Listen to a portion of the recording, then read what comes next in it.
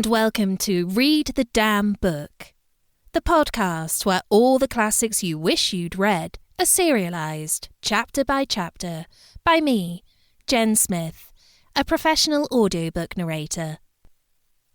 Today we're reading The Strange Case of Dr. Jekyll and Mr. Hyde by Robert Louis Stevenson. Let's get to it.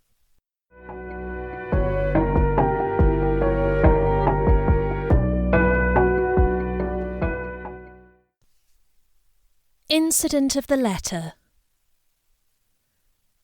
It was late in the afternoon when Mr. Utterson found his way to Dr. Jekyll's door, where he was at once admitted by Poole, and carried down by the kitchen offices and across a yard which had once been a garden, to the building which was indifferently known as the laboratory or the dissecting rooms. The doctor had bought the house from the heirs of a celebrated surgeon, and his own taste being rather chemical than anatomical, had changed the destination of the block at the bottom of the garden. It was the first time that the lawyer had been received in that part of his friend's quarters, and he eyed the dingy, windowless structure with curiosity, and gazed round with a distasteful sense of strangeness as he crossed the theatre, once crowded with eager students, and now lying gaunt and silent, the tables laden with chemical apparatus, the floor strewn with crates and littered with packing straw, and the light falling dimly through the foggy cupola. At the further end, a flight of stairs mounted to a door covered with red baize, and through this Mr. Utterson was at last received into the doctor's cabinet. It was a large room, fitted round with glass presses, furnished, among other things, with a cheval glass and a business table, and looking out upon the court by 3 dusty windows barred with iron. A fire burned in the grate. A lamp was set lighted on the chimney shelf, for even in the houses the fog began to lie thickly, and there, close up to the warmth, sat Dr. Jekyll, looking deadly sick. He did not rise to meet his visitor, but held out a cold hand and bade him welcome in a changed voice. "And now," said Mr. Utterson, as soon as Poole had left them, "you have heard the news?" The doctor shuddered. "They were crying it in the square," he said. "I heard them in my dining room." "One word," said the lawyer.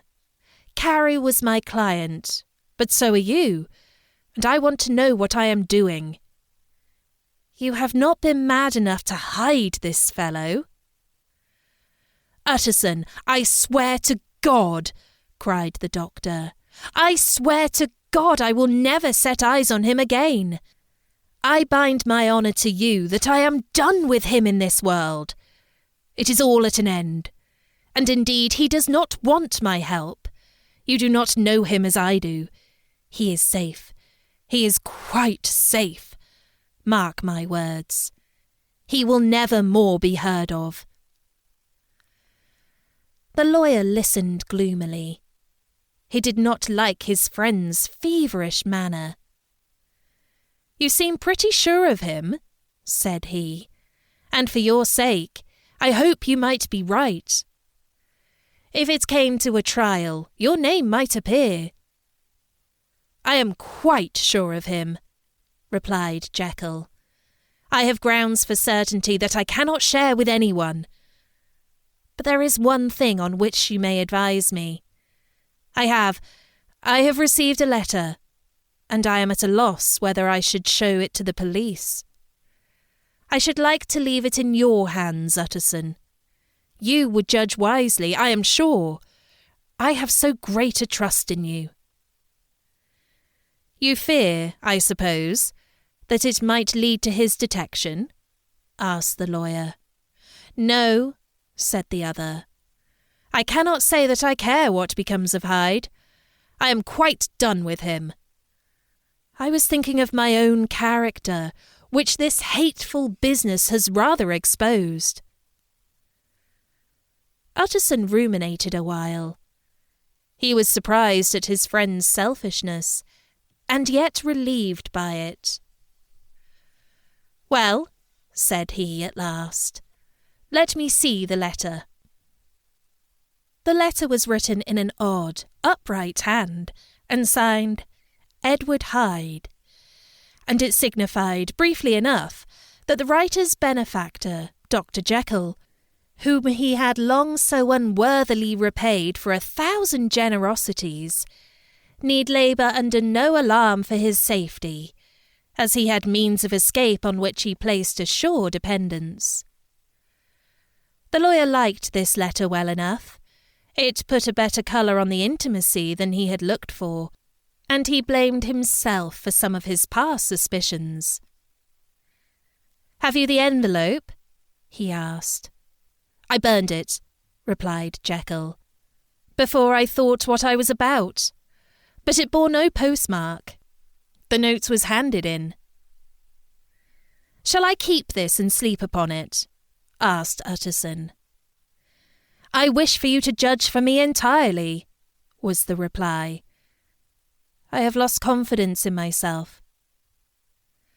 "Well, I shall consider," returned the lawyer. "And now one word more. It was Hyde who dictated the terms of your will about that disappearance."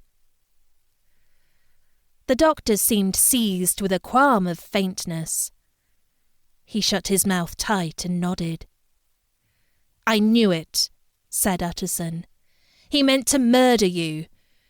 You have had a fine escape." "I have had what is far more to the purpose," returned the doctor solemnly. "I have had a lesson. Oh God, Utterson, what a lesson I have had!" And he covered his face for a moment with his hands. On his way out, the lawyer stopped and had a word or two with Poole. "By the by," said he, "there was a letter handed in today. What was the messenger like?" But Poole was positive nothing had come except by post, and only circulars by that, he added. This news sent off the visitor with his fears renewed. Plainly the letter had come by the laboratory door. Possibly, indeed, it had been written in the cabinet.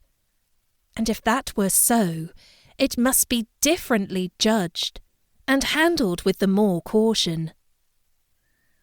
The newsboys, as he went, were crying themselves hoarse along the footways. "Special edition! Shocking murder of an MP!" That was the funeral oration of one friend and client, and he could not help a certain apprehension lest the good name of another should be sucked down into the eddy of the scandal. It was, at least, a ticklish decision that he had to make, and self-reliant as he was by habit, he began to cherish a longing for advice.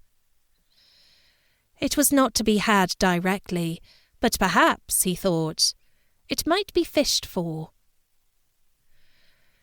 Presently after, he sat on one side of his own hearth, with Mr. Guest, his head clerk, upon the other, and midway between, at a nicely calculated distance from the fire, a bottle of particular old wine that had long dwelt unsunned in the foundations of his house.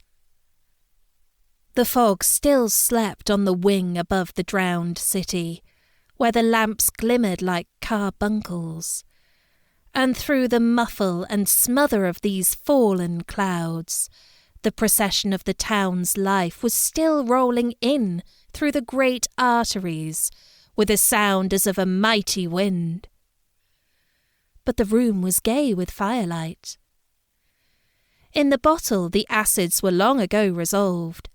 The imperial dye had softened with time, as the colour grows richer in stained windows, and the glow of hot autumn afternoons on hillside vineyards was ready to be set free and to disperse the fogs of London. Insensibly, the lawyer melted. There was no man from whom he kept fewer secrets than Mr. Guest, and he was not always sure that he kept as many as he meant. Guest had often been on business to the doctor's. He knew Poole. He could scarce have failed to hear of Mr. Hyde's familiarity about the house. He might draw conclusions. Was it not as well, then, that he should see a letter which put that mystery to rights? And above all, since Guest, being a great student and critic of handwriting, would consider the step natural and obliging. The clerk, besides, was a man of counsel. He would scarce read so strange a document without dropping a remark, and by that remark Mr. Utterson might shape his future course. "This is a sad business about Sir Danvers," he said. "Yes, sir, indeed. It has elicited a great deal of public feeling," returned Guest. "The man, of course, was mad." "I should like to hear your views on that," replied Utterson. "I have a document here in his handwriting. It is between ourselves, for I scarce know what to do about it. It is an ugly business at the best. But there it is. Quite in your way, a murderer's autograph." Guest's eyes brightened, and he sat down at once and studied it with passion. "No, sir," he said, "not mad. But it is an odd hand." "And by all accounts a very odd writer," added the lawyer. Just then the servant entered with a note. "Is that from Dr. Jekyll, sir?" inquired the clerk. "I thought I knew the writing. Anything private, Mr. Utterson?" "Only an invitation to dinner. Why? Do you want to see it?" "One moment. I thank you, sir." And the clerk laid the 2 sheets of paper alongside and sedulously compared their contents. "Thank you, sir," he said at last, returning both. "It's a very interesting autograph."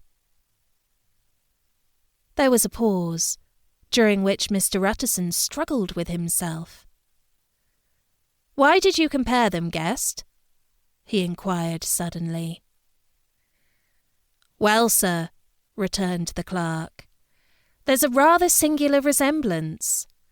The 2 hands are in many points identical, only differently sloped."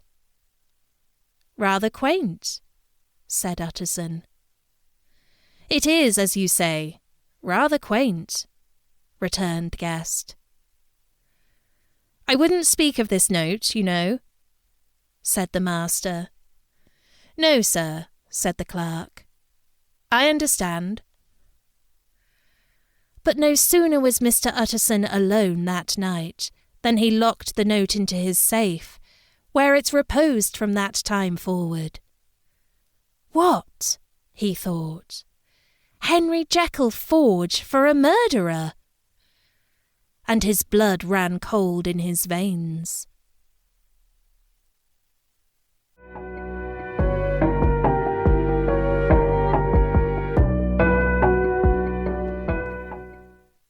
Thanks for listening to this episode of Read the Damn Book. Find me on socials at podcast_RDB, and don't forget to subscribe wherever you get your podcasts from. See you next time on Read the Damn Book.